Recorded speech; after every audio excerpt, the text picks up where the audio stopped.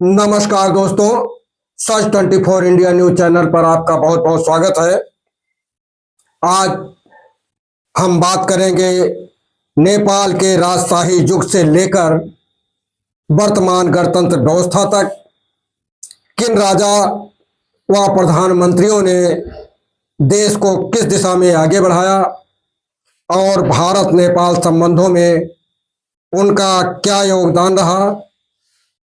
इस विस्तृत यात्रा का मूल बिंदु होगा नेपाल के अंतिम राजा एवं राजशाही का अंत 2016 से लेकर के 2025 तक हुए प्रधानमंत्रियों के बारे में बताएंगे।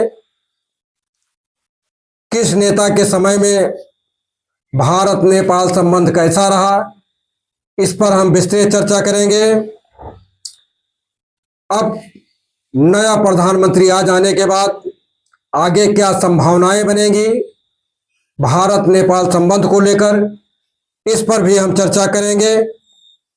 सबसे पहले हम अब चर्चा करेंगे नेपाल की राजशाही और राजाओं के शासन पर। 12वीं से 18वीं शताब्दी तक नेपाल मंडल पर मल्ल वंश से शाह वंश तक का शासन रहा। सन 1768 में गोरखा के पृथ्वी नारायण शाह द्वारा मल्ल वंश का अंत हुआ और शाह वंश की शुरुआत हुई। शाह वंश का अंतिम राजा कौन था, आइए इस बारे में हम कुछ चर्चा कर लेते हैं।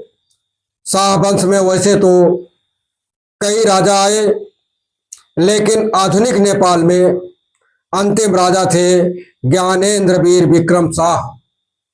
उन्होंने सत्ता 2008 में खो दी, जब संसद ने 28 मई 2008 को राजशाही समाप्त कर दिया और नेपाल में लोकतंत्र की व्यवस्था का शुभारंभ हो गया। वर्तमान में ज्ञानेंद्र शाह राजशाही का दावा रखते हैं और मार्च 2025 में जन आंदोलनों में भी समर्थकों ने वापस उन्हें बुलाने की मांग रखी थी। अब आइए हम चर्चा करते हैं आधुनिक प्रधानमंत्री और भारत से संबंध, इसके बारे में। तो सबसे पहले हम वर्तमान प्रधानमंत्री सुशीला कार्की के बारे में विस्तृत जानकारी हासिल करते हैं। सुशीला कार्की नेपाल की पहली महिला सुप्रीम कोर्ट की मुख्य न्यायाधीश रहीं। इनका कार्यकाल 2016 से 2017 तक रहा और 12 सितंबर 2025 से ये नेपाल की अंतरिम प्रधानमंत्री बन चुकी हैं। आखिर एक न्यायाधीश को प्रधानमंत्री तक की सफर क्यों करना पड़ा, प्रधानमंत्री पद पर क्यों आसीन होना पड़ा, इसको भी लेकर के एक अलग तरह की कहानी है। सोशल मीडिया बंदी और जेड प्रदर्शनों के चलते सरकार संकट में थी। केपी ओली ने इस्तीफा दे दिया, जो कि निवर्तमान प्रधानमंत्री थे, और कार्की को उनके स्थान पर नियुक्त किया गया। कार्की ने प्रधानमंत्री बनते ही सबसे पहले उन्होंने कदम उठाया जिसकी सराहना की जा रही है। उन्होंने जनजट आंदोलन में मारे गए लोगों को शहीद घोषित कर दिया और प्रत्येक परिवार को एनपीआर 10 लाख मुआवजा भी घोषित कर दिया। अब आइए हम भारत नेपाल संबंधों की बात तब करते हैं जबकि अब कार्की नेपाल की प्रधानमंत्री पद पर आसीन हो चुकी हैं। भारत के पीएम मोदी ने कार्की को बधाई दी, इसे महिला सशक्तिकरण का उदाहरण बताया और भारत नेपाल संबंधों को और मजबूत बनाए जाने की बात कही। पश्चिम बंगाल की सीएम ममता बनर्जी ने भी उन्हें बधाई दी और ऐतिहासिक सांस्कृतिक रिश्तों का जिक्र किया। अब आइए हम बात करते हैं निवर्तमान प्रधानमंत्री केपी ओली शर्मा का, जिनका चौथा कार्यकाल 15 जुलाई 2024 से 9 सितंबर 2025 तक था। उसके बाद अब कार्की प्रधानमंत्री बन चुकी हैं।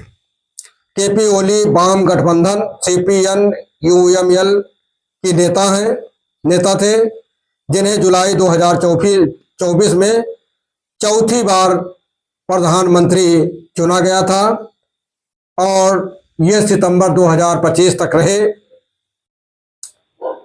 अब आइए जिक्र कर लेते हैं कि उनके कार्यकाल के दौरान भारत से नेपाल के संबंध कैसे रहे।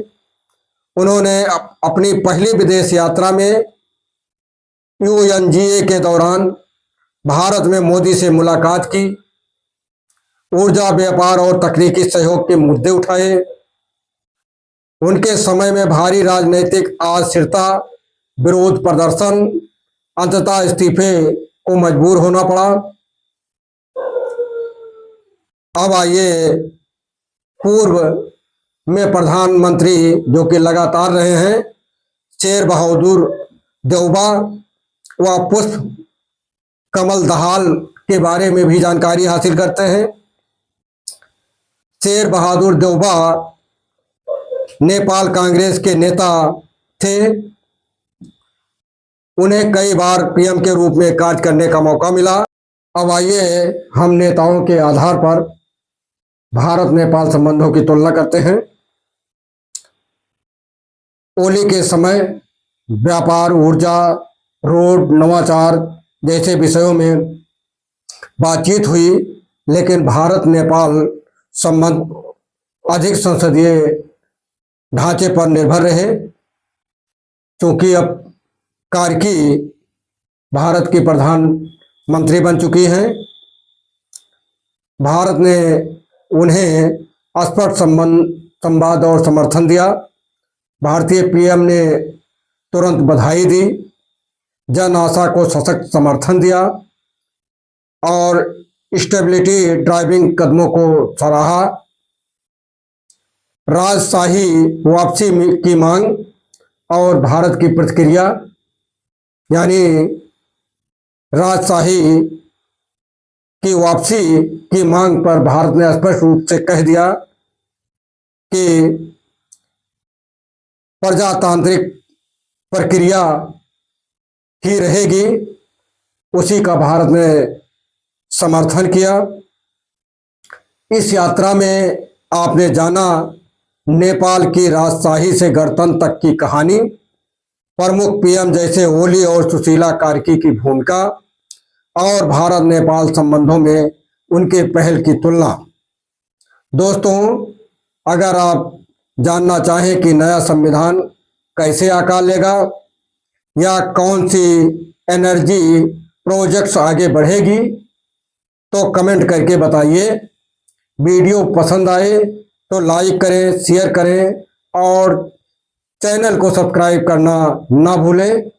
अगले वीडियो में मिलते हैं।